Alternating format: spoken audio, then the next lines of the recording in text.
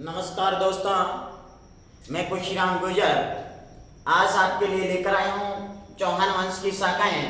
यानी कल हमने चौहान वंश की उत्पत्ति तक बात की थी दोस्तों फर्स्ट पार्ट में, और इस सेकंड पार्ट में हम पढ़ेंगे चौहान वंश की शाखाएं। देखिए, आपने वीडियो को देखा दोस्तों और आपको वीडियो अच्छा भी लगा होगा, क्योंकि हम एक अलग तरीके से इन चीजों को एक्सप्लेन करने की प्रयास कर रहे हैं और आप सभी का साथ और विश्वास रहा तो हम इन चीजों को एक बेहतरीन ढंग से आपके सामने प्रस्तुत कर पाएंगे।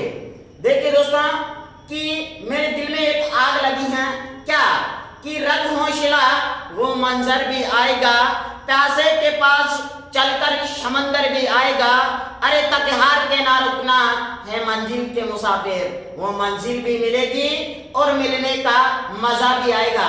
यानी मंजिल तक जाने के लिए, मंजिल तक पहुंचने के लिए हमारे मन में क्या होना चाहिए? हौसला होना चाहिए दोस्तों। और इसी हौसले के साथ में आज हम इस चौहान वंश की शाखाओं की बात करते हैं। तो देखिए दोस्तों, अगर मैं बात करूं कि आखिर ये जो चौहान वंश है, इस चौहान वंश की उत्पत्ति हम कहां से मानते हैं कि आबू सिरोय अग्निकुंड से इन चौहानों की क्या हुई? उत्पत्ति हुई। और उत्पत्ति होने के पश्चात में इन जो चौहान है, इन चौहानों ने राजस्थान की अधिकतर शाखाओं पर अपना शासन स्थापित किया। तो देखिए, हम इनकी शाखाओं की बात करते हैं कि ये जो चौहान वंश है, इन चौहान वंश की जो मूल शाखा मानी जाती है, जहां चौहानों ने प्रथम बार अपना शासन स्थापित किया था, वह शाखा थी दोस्तों जिसे हम बोलते हैं सपादलक्ष। बताइएगा कौन सी शाखा थी? सपादलक्ष। यानी ये जो शाखा है दोस्तों, अगर मैं बात करूं तो ये चौहानों की मानी जाती है मूल शाखा। बताओ क्या मानते हैं इसे? तो इसे मानते हैं चौहानों की ये थी दोस्तों मूल शाखा। बताइएगा कौन सी शाखा थी? मूल शाखा। यानी अगर मैं बात करूं कि ये चौहानों की मूल शाखा थी, जहां चौहानों ने सर्वप्रथम अपना शासन स्थापित किया। अब देखिए, दिमाग में आया कि गुरुजी सपादलक्ष कहां है? पहली चीज अगर मैं बात करूं दोस्तों, ये जो सपादलक्ष हैं, ये सपादलक्ष हैं सामर में। बताइएगा कहां है? सामर में। और सामर कहां है? जयपुर में। यानी अगर मैं बात करूं दोस्तों, को ये सपादलक्ष शाखा है, ये सामर जयपुर में है। और इसे क्या कहते हैं? चौहानों की मूल शाखा इसे कहते हैं। अगर मैं बात करूं तो दोस्तों, यानी सभी शाखाओं की जननी। बताइएगा इसे क्या कहते हैं? सभी शाखाओं की जननी कहते हैं। अगर मैं बात करूं तो इसे कहते हैं दोस्तों कि ये चौहानों की सबसे प्राचीन शाखा थी। अगर मैं बात करूं तो चौहानों की सबसे यही है दोस्तों प्राचीन शाखा, चौहानों के सबसे प्राचीन शाखा मानी जाती है। यानी ये चौहानों की कौन सी शाखा थी? तो बताइएगा चोरों, ये चौहानों की कौन सी शाखा रही है? अरे तो बोल सकते हो कि ये चौहानों की सबसे प्राचीन शाखा है, इन्हें सभी शाखाओं की जननी कहते हैं। और ये चौहानों की कौन सी शाखा रही है? तो मूल शाखा रही है। अब ये जो चौहानों की जो शाखा थी दोस्तों, इस शाखा पर जिस शासक ने चौहान वंश की स्थापना की है, उसका नाम मिलता है हमें दोस्तों वासुदेव चौहान। बताइएगा क्या नाम मिलता है? वासुदेव चौहान। यानी वासुदेव चौहान ने दोस्तों यहाँ पर चौहानों की यानी चौहान वंश की स्थापना की है। अब दिमाग में आया कि आखिर इस सपादलक्ष पर वासुदेव चौहान ने जो स्थापना की है वह कब की है? तो इसने की है दोस्तों 551 ईस्वी में। बताइएगा कब की है? 551 ईस्वी में। यानी ये चौहानों की मूल शाखा। अब होता क्या है? ये जो चौहान है, ये चौहानों की जो मूल शाखा है, ये मूल शाखा दो भागों में टूट जाती है। बताइएगा कितने भागों में टूट जाती हैं? तो दोस्तों ये दो भागों में टूट जाती हैं। कौन सी शाखा? अरे तो बोलो कौन सी शाखा? सपादलक्ष शाखा। बताइएगा कौन से भाग में? तो इसका पहला भाग है जिसे हम बोलते हैं नाडोल। बताइएगा कौन सा? नाडोल। अब दिमाग में आया कि नाडोल तो कहां है? तो नाडोल तो है भैया पाली में। बताओ कहां है? पाली में। और इसका जो दूसरा भाग है वह टूटा दोस्तों जिसे हम बोलते हैं अजयमेरू। बताओ कौन सा? अजयमेरू। किस भाग में टूटती हैं? और जो ये अजमेरू है ये कहाँ पड़ता है? अजमेर में। बताइए कहाँ पड़ता है? अजमेर में। अब दिमाग में आया कि यहाँ तो चौहान वंश की स्थापना वासुदेव चौहान ने कब की? तो 551 ईस्वी में। तो दिमाग तो वैसे भी लगाना होगा कि यहाँ पर भी किसी ने चौहान वंश की स्थापना की है, तो वह करने वाला जो व्यक्ति है दोस्तों उसका नाम मिलता है, यहाँ चौहान वंश की स्थापना करने वाला व्यक्ति का नाम है लक्ष्मण है। अगर मैं बात करूं तो लक्ष्मण सिंह चौहान। बताइए क्या मिलता है? लक्ष्मण सिंह चौहान, यानी लक्ष्मण सिंह चौहान या लक्ष्मण चौहान ने यहाँ पर नाडोल में चौहान वंश की क्या की है? स्थापना की है। अब बताइएगा कि स्थापना कब की है? तो इसने की है दोस्तों, हमें यहाँ दो डेटे मिलते हैं, ये 1960 ईस्वी में और एक मिलता है हमें 1967 ईस्वी में। आपको इक्वली राइट क्या मानना है? तो राइट मानना चोरों। बताइएगा क्या कि 1967 ईस्वी में नाडोल शाखा की स्थापना लक्ष्मण सिंह चौहान ने पाली में 1967 ईस्वी में की है दोस्तों। अगर मैं बात करूं कि ये जो अजय मेरू शाखा है, इस अजय मेरू शाखा की स्थापना जो करने वाला व्यक्ति था उसका नाम मिलता है हमें अजय राज चौहान। बताओ क्या नाम मिलता है? अजय राज चौहान। इस अजय राज चौहान ने चौहान वंश की स्थापना की है कहाँ? अजय मेरू यानी अजमेर में। अब मैं दिमाग में आया कि आखिर इसने भी कब की? तो इसने की दोस्तों 1113 ईस्वी में। बताइएगा कब की? 1113 ईस्वी में। यानी आपकी एक चीज तो समझ में आ गई होगी, क्योंकि आप सभी समझदार व्यक्ति हो और समझदारों के वैसे भी ये तरीका भी अच्छा है, आपके समझ में वैसे आएगी भी सही। यानी मतलब कि ये दो भाग हो गए इसके, पहला नाडोल, दूसरा अजमेर। यहाँ अजयराज चौहान ने 1113 ईस्वी में यानी किसकी स्थापना की? तो चौहान वंश की स्थापना की। अब ये जो नाडोल शाखा है, ये नाडोल शाखा 3 भागों में टूट जाती है। बताइएगा कितने भागों में टूट जाती हैं? तो ये टूट जाती है दोस्तों 3 भागों में। अब देखिए कौन कौन से में। अगर मैं बात करूं दोस्तों तो ये टूटती हैं जालोर में। बताओ किस रोम में? तो जालोर में। ये टूटते हैं दोस्तों सिवाना में। इसके अलावा अगर मैं बात करूं तो ये टूटती हैं बूंदी में। बताइए कहीं में टूटती हैं? बूंदी में। यानी अगर मैं बात करूं दोस्तों कि ये जो चौहान वंश की जो शाखाएं हैं इनका डिवाइडेशन इस रूप से होता है। यानी अगर मैं बात करूं कि ये जो चौहान वंश की जो जालोर की शाखा है, यहाँ पर जिसने चौहान वंश की स्थापना की है उसका नाम बताइएगा क्या मिलता है? तो उसका नाम मिलता है हमें कीर्तिपाल चौहान। बताइए क्या नाम मिला? कीर्तिपाल चौहान। यानी कीर्तिपाल चौहान ने जालोर में किस चौहान वंश की स्थापना की। अब दिमाग में आया कि आखिर इसने कब की? आखिर इसने कब की? तो इसने किए दोस्तों 1181 से 82 ईस्वी के मध्य। बताओ कब किए हैं? 1181 से 82 ईस्वी के मध्य। अगर मैं बात करूं कि ये जो सिवाना शाखा है यहाँ पर भी किसने स्थापना की है? तो इसने किए हैं वही व्यक्ति हैं। कौन सा? कीर्तिपाल चौहान। और इसने यहाँ जो किए दोस्तों वे भी किए 1181 से 82 ईस्वी के मध्य। अब देखिए यानी चौहानों की जिन्हें बूंदी जहां हाड़ा चौहानों ने अपना शासन स्थापित किया है और यहाँ चौहान वंश की स्थापना करने वाला शासक था, उसका नाम था दोस्तों देवा। बताओ क्या नाम था? देवा। और देवा ने बूंदी में चौहान वंश की स्थापना की। अब इसने कब की? तो इसने की दोस्तों 1241 ईस्वी में। बताइएगा कब की? यानी दोस्तों इस प्रकार से इन चौहान वंश की स्थापना होती है। यानी बूंदी में देवा के द्वारा 1241 ईस्वी में की गई। अब ये जो अजय मेरू शाखा है, ये अजय मेरू शाखा का फिर एक भाग में डिवाइडेशन होता है, एक भाग में पड़ती है, उसका नाम है रणथंभौर। बताइएगा कौन सी शाखा हुई? रणथंभौर। और इस रणथंभौर जो हमारे पड़ता है सवाई माधोपुर में। बताओ कहां पड़ता है? सवाई माधोपुर में। यानी इस रणथंभौर सवाई माधोपुर में जो चौहान वंश की स्थापना करने वाला व्यक्ति था उसका नाम था, अगर मैं बात करूं तो गोविंदराज। बताओ कौन था? गोविंदराज। और इसने यहाँ चौहान वंश की स्थापना की है 1194 ईस्वी में। बताइएगा कब की है? 1194 ईस्वी में। इस प्रकार से इन शाखाओं का डिवाइडेशन होता है। फिर हमारी ये जो जालोर शाखा है दोस्तों, मैं इस चीज को ऊपर लिखता हूं ताकि हमारे नीचे समझ में नहीं आएगी, नीचे हमें दिखेगा नहीं। तो देखिए ये जो जालोर शाखा है, ये जालोर शाखा फिर एक भाग में टूटती हैं।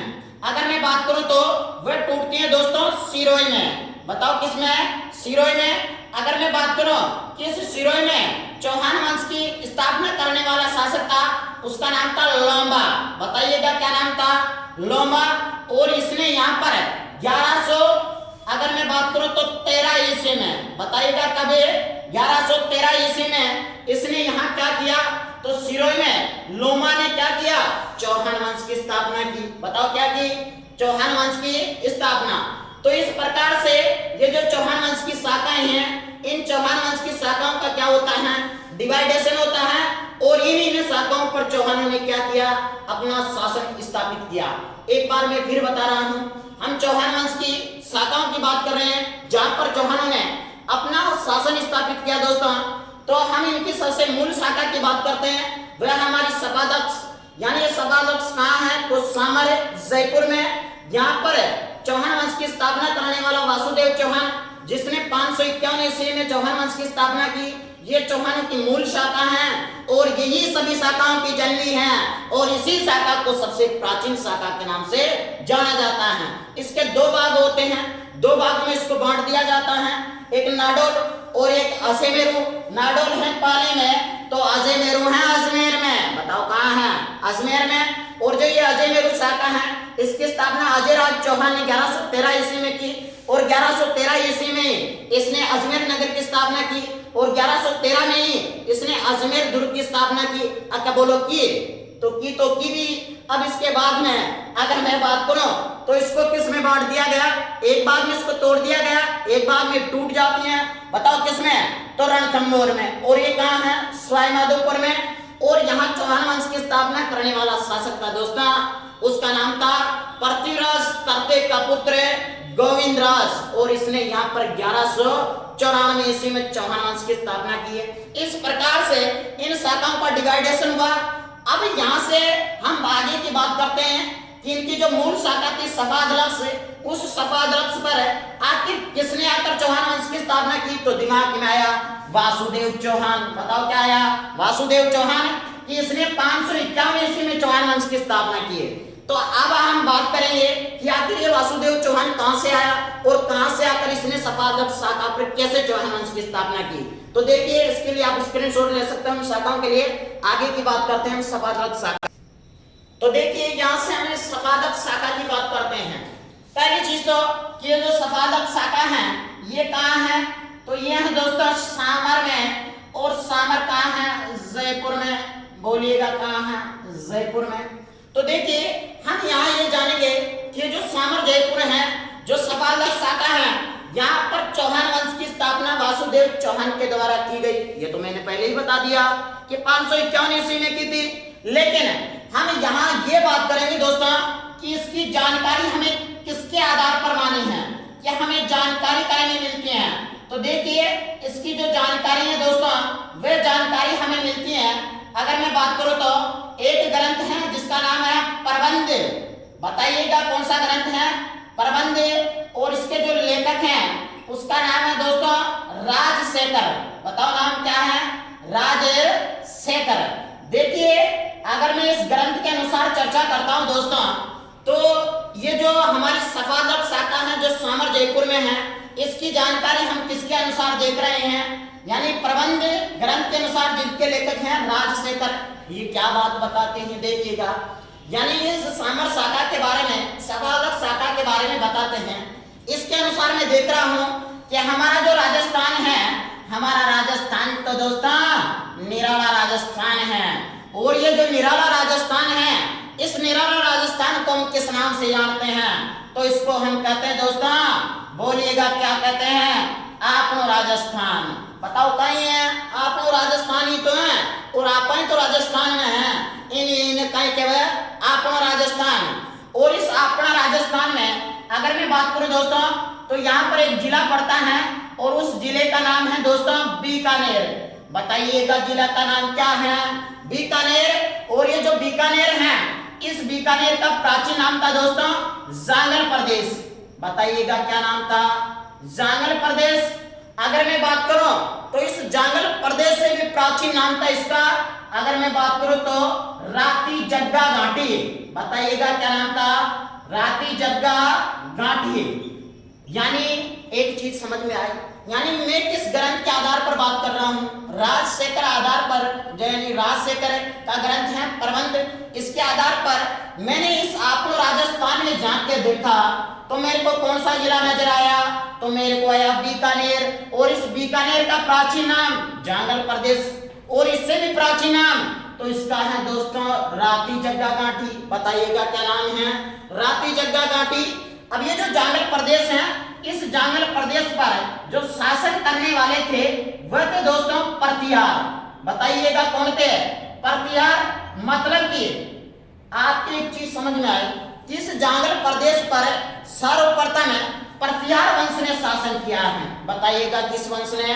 परतियार वंश ने। कहा? तो जांगल प्रदेश में। और जांगल प्रदेश ही तो बीकानेर का प्राचीन नाम है। जो हमारे राजस्थान पुलिस 2018 में यहाँ से क्वेश्चन पूछा गया था कि इस बीकानेर का प्राचीन नाम क्या था? जांगल प्रदेश। अब ये जो जांगल प्रदेश है, इन पर किसका शासन था? परतियारों का। और इन परतियारों के नीचे एक सामंत के रूप में, बताओ किस रूप में? सामंत के रूप में नौकरी करने वाला जो व्यक्ति था उसका नाम क्या है दोस्तों? वासुदेव चौहान। बताइएगा क्या नाम है? वासुदेव चौहान। यानी अगर मैं बात करूं कि ये जो वासुदेव चौहान है, ये वासुदेव चौहान परतियारों के नीचे एक सामंत के रूप में क्या करता था? नौकरी करता था। बताइएगा क्या करता था? नौकरी। अब आपके दिमाग में आया कि अगर कोई व्यक्ति जो चौहानों का अध्यक्ष है और वह किसी के नीचे नौकरी करे, अरे ये बात स्वाभाविक सी बात है क्या? ये बात उसे यानी कितनी देर तक उसके दिल में खटकती रही कि हम चौहानों के अध्यक्ष होते हुए किन्हीं परतियारों के नीचे नौकरी करें। दोस्तों इस बात से नाराज होकर जो ये वासुदेव चौहान है, ये वासुदेव चौहान इस जांगल प्रदेश से क्या होते हैं? भाग जाते हैं। यानी यहाँ से भाग जाते हैं ये, और ये भाग कर कहाँ आ जाते हैं? तो ये आ जाते हैं दोस्तों, अगर मैं बात करूं तो सफादलक्स। बताइएगा कहाँ आ जाते हैं? सफादलक्स।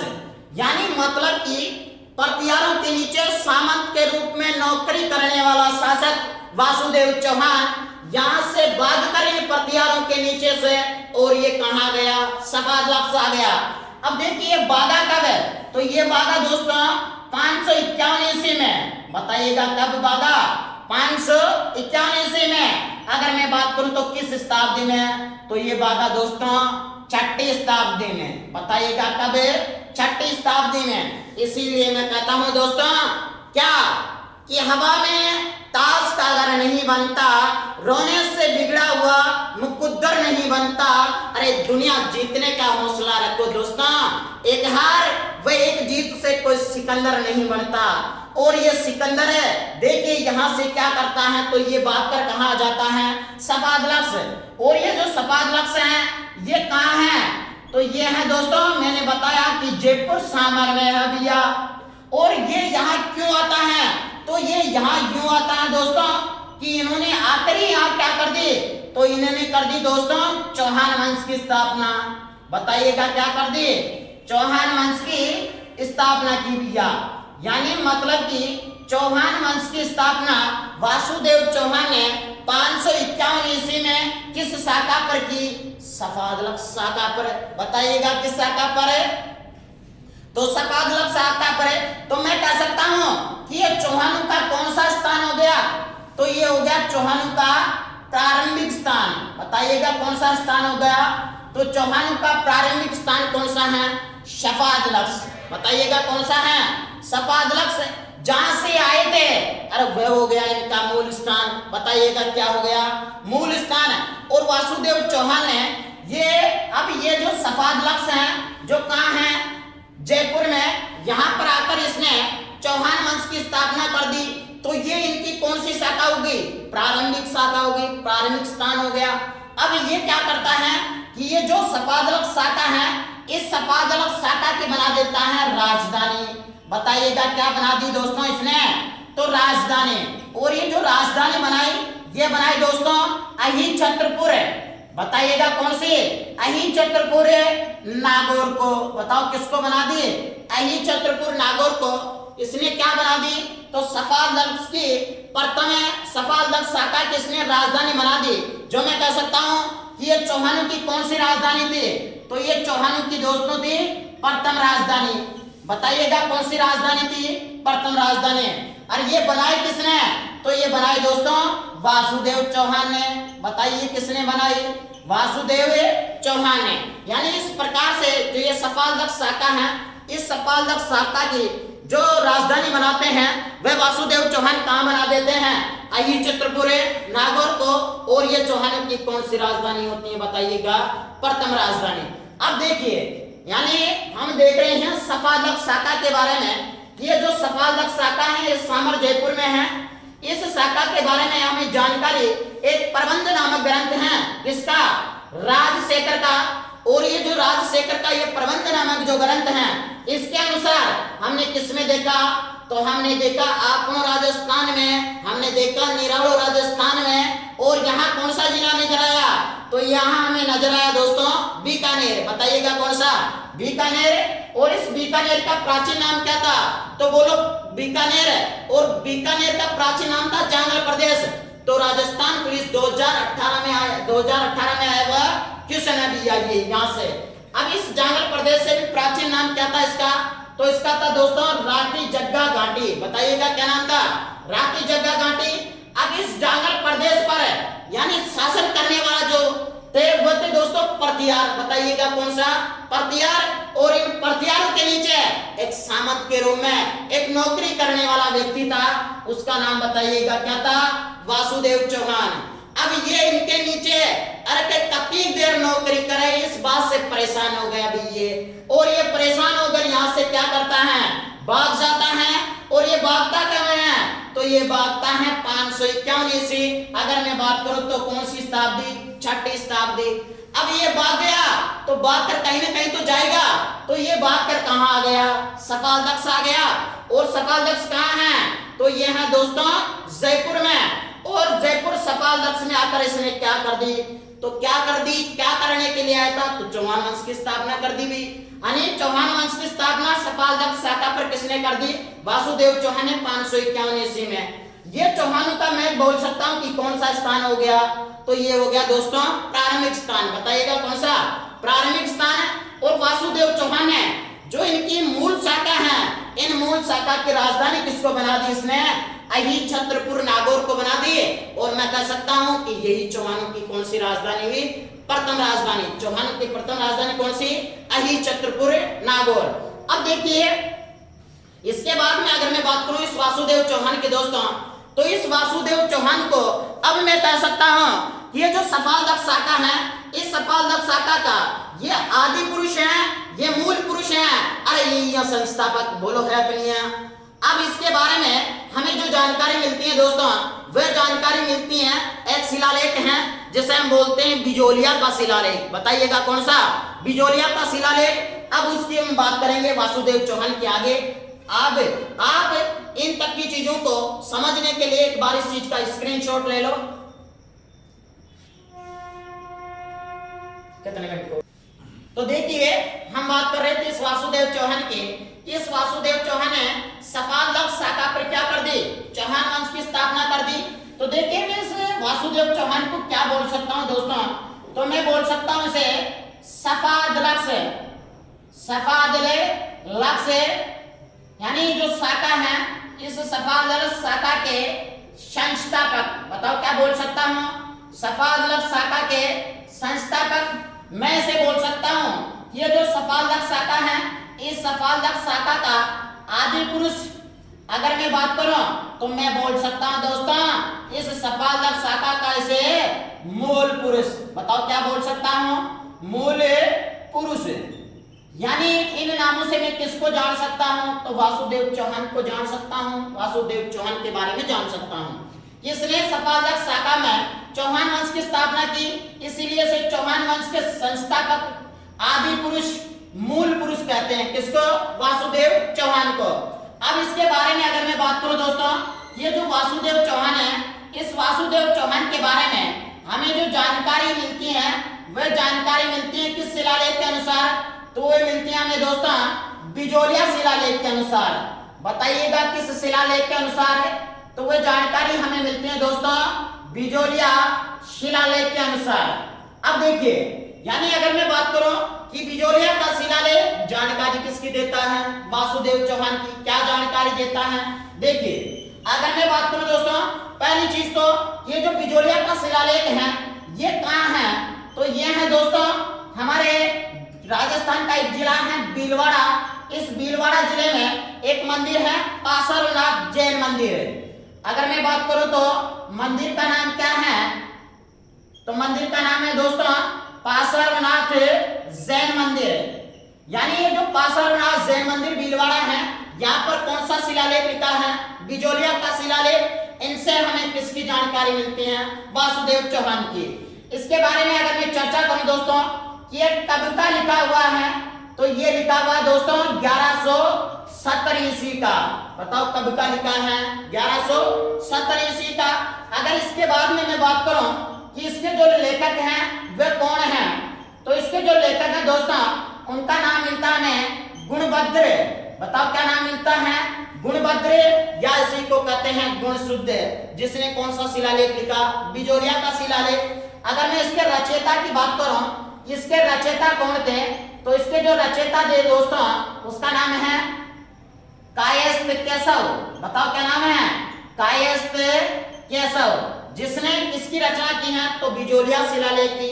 इसीलिए मैं इसका क्या बोल सकता हूं, इसको रचयिता। अगर मैं बात करूं कि ये किस भाषा में लिखा है, तो ये लिखा है दोस्तों संस्कृत भाषा में। बताइएगा किस भाषा में लिखा है, संस्कृत भाषा में। अगर मैं बात करूं इसमें कुल कितने लेख लिखे हुए हैं, तो इसमें कुल 36 लेख उत्कीर्ण हैं और 36 लेख लिखे हुए हैं। इसके अलावा अगर मैं बात करूं दोस्तों, ये जो बिजोलिया का शिलालेख है, इस बिजोलिया के शिलालेख से हमें किसकी जानकारी मिलती है, तो हमें जानकारी मिलती है दोस्तों किसके बारे में, तो वासुदेव चौहान के बारे में। यानी हमने क्या पढ़ा अभी तक कि ये जो वासुदेव चौहान है ये सामंतों के नीचे नौकरी करता था जांगल प्रदेश में। वहां से भागकर ये कहां आ जाता है, सपादलक से आ जाता है, और सपादलक में आकर इसने क्या कर दी, चौहान वंश की स्थापना कर दी। इसीलिए सपादलक शाखा के संस्थापक मूल पुरुष, और इसको कहते हैं आदि पुरुष। इसके बारे में हमें जानकारी कहां से मिलती है, बिजोलिया के शिलालेख से। अब बिजोलिया का शिलालेख भीलवाड़ा जिले में पार्श्वनाथ जैन मंदिर यहाँ लिखा हुआ है ये शिलालेख। अगर मैं बात करूं कि कब का लिखा है, तो ये 1177 ईस्वी यानी 70 ईस्वी का यानी 1170 ईस्वी में लिखा है। अगर मैं बात करूं कि इसके लेखक कौन है, तो इसके लेखक है दोस्तों गुणभद्र। इसके रचयिता, तो इसके रचयिता है कायस्थ केशव। ये किस भाषा में लिखा है, संस्कृत भाषा में लिखा है। इसमें कुल कितने लेख हैं, तो 36 लेख। और इससे हमें क्या जानकारी मिलती है, वासुदेव चौहान की। अब इस वासुदेव चौहान ने क्या किया दोस्तों, तो इस वासुदेव चौहान ने ये जो सामर जयपुर है, इस सामर जयपुर में इसने सामर झील का निर्माण करवाया। और जो सामर झील का निर्माण करवाया वह सामर झील राजस्थान के प्राकृतिक झील हैं। और वह जो झील हैं राजस्थान की प्राकृतिक झील, वह राजस्थान की खारे पानी की सबसे बड़ी झील है, जिसका निर्माण बताइएगा किसने करवाया, वासुदेव चौहान ने। और उस झील के चारों तरफ जो जाति निवास करने वाली थी वह थी चहामान, और चहामान से ही नाम परिवर्तित होकर उनका क्या बना है, चौहान। और इन सब बातों के लिए आज के लिए हमारा यही वीडियो रहेगा। इसके बाद में हम आगे की बात करेंगे कल कि इस वासुदेव चौहान ने सामर झील का निर्माण करवाया और इन्होंने यहाँ क्या किया और कौन सी जाति ने निवास किया और उन जातियों का नाम परिवर्तित होकर क्या हुआ और कैसे आगे इनकी वंशावली चली। आज के लिए इतना ही। अगर आपको ये चीजें समझिए और ये चीजें अगर आपको बेस्ट लगी तो दोस्तों अपने दोस्तों के साथ में इस चैनल को ज्यादा से ज्यादा शेयर करेगा और सब्सक्राइब करें और कमेंट करके हमें जरूर बताइए। ठीक है, आज के लिए इतना ही। जय हिंद, जय भारत, धन्यवाद।